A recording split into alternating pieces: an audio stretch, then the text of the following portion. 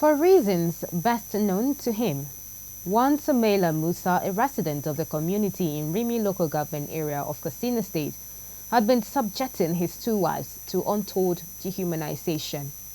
He not only chains them together, applies pepper into their eyes and private parts, but also has carnal knowledge of them on the same spot right in front of their children.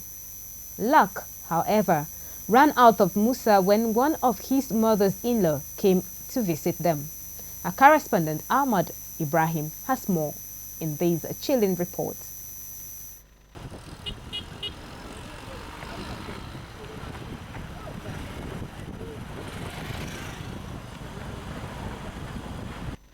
It was revealed by this woman who went to the Nabaye community, which is located in some 22 kilometers away from Rimi town, the capital of Rimi local government area in Katsina State.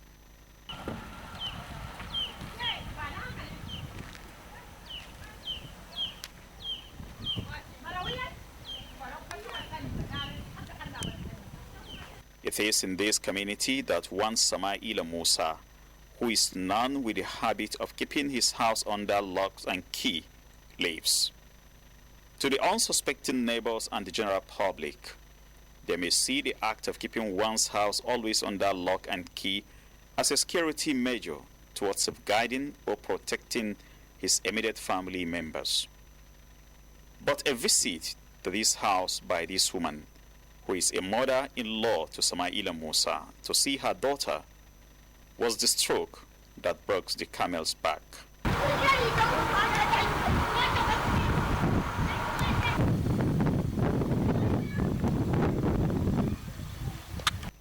According to her, she came to visit her biological daughter, who is married to Samaila for about 6 weeks then, because there was a health challenge that requires an urgent financial attention.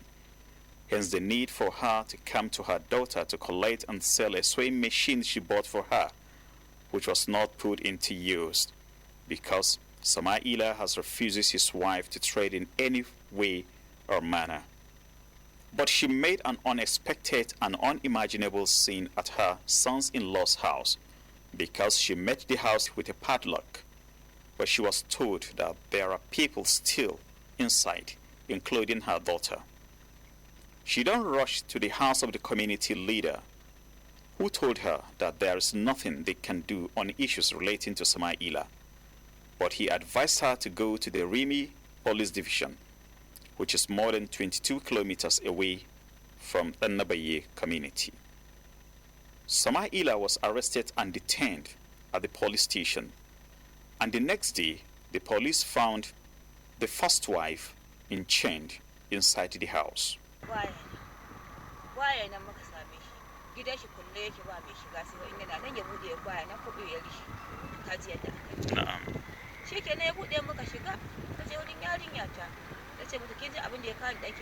We met the gate locked, and so people told me that he is not around and the house is always locked. We waited, then he showed up and opened the door and let us in. When we get in, I told my daughter that her son is ill and I have spent all the money I had. He quickly jumped in and told us that she is not coming to see him. So I asked her to give the sewing machine I bought since she is not making use of it. He objected and immediately started dragging with me. He overpowered me and he took the sewing machine back to the room. He then forcefully dragged my daughter back to her room and locked it. He said he would beat me up and sent me to prison. I went out of the house crying. Then some people directed me to the community leader's house. Thereafter, I was directed to the police station in Rimi, where I lodged a complaint and then he was arrested. And I went back to the police with my daughter. The next day, we informed the police that the other wife is still being locked up in Samaila's house. The police met her in chains. After preliminary investigation, the matter was forwarded to the Katsina State Police Command for further investigations. It was at this juncture that a civil society organization came in to assist by taking the two wives to the Ture Air-Adua Maternal and Child Hospital for medical examination. Took them to the hospital. They undergo a routine test, and later the doctor, because we met a gynecologist, it's a female doctor, one Dr. Wali, and the MD too.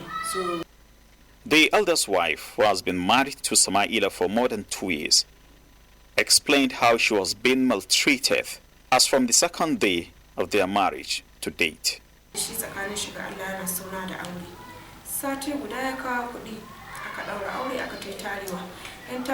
Just 7 days after our first meeting, he paid the dowry, and I was married to him.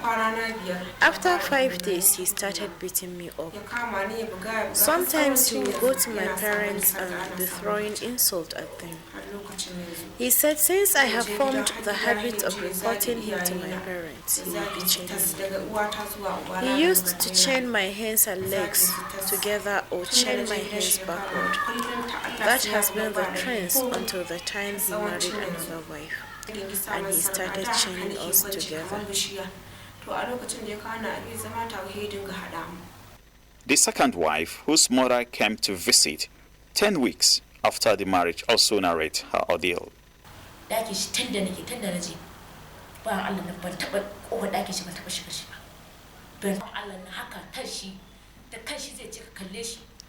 I have never set my foot inside his room. Sometimes he will ask us to look at him straight in the eyes, and he will pour pee-pee into our eyes, and then he will give us part of it to put into our private parts. There was a day he asked us to strip naked. He asked us to sit on a bare floor, and he barbed the hair of the first wife while he cut some portions of my own hair.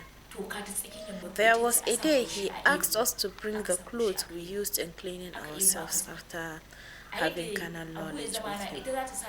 He then asked us to wash it and then mixed it with ashes, and he gave us to drink as we bagged ourselves. May Angwarabiu Abdullahi is the head of Annabaye community and also a brother-in-law to Samaila, because he is presently married to Samaila's elder sister. According to him, Samaila is having problems with almost everyone in that community, including himself, the community leader.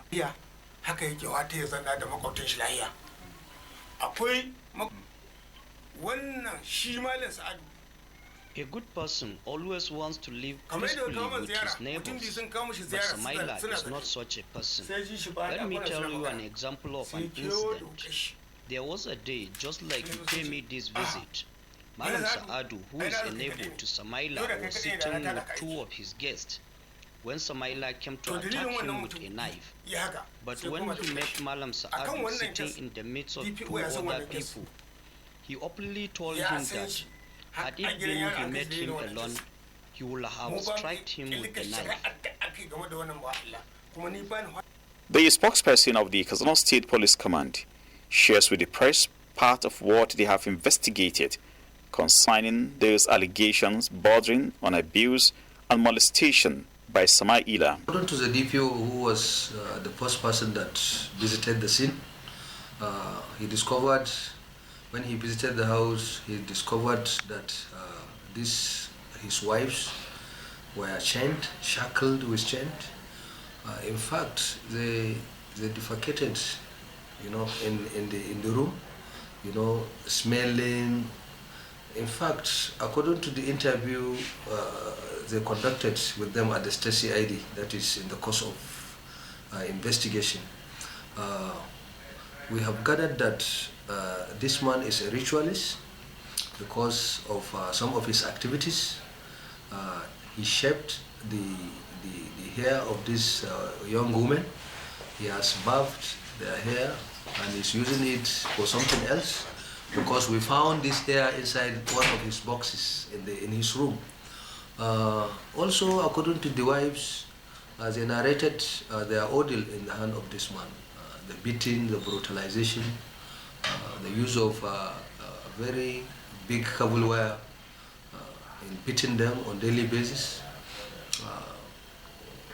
He was using some of maybe their fingernails, cut off their fingernails for some concoctions that he gave them to eat in their food.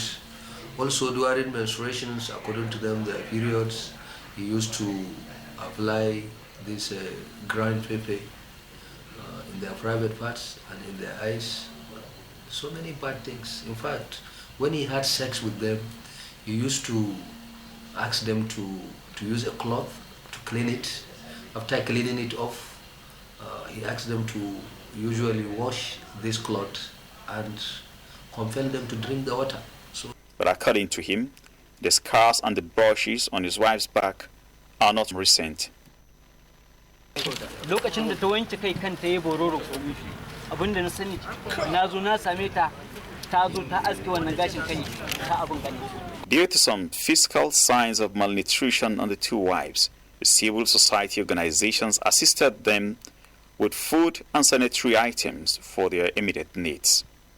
What is now left is for the law enforcement agencies and other state actors to see if Samaila would be found guilty of abuse and molestation, and also if the two women would be entitled to any remedy as a result of what they have passed through in the hands of their husband.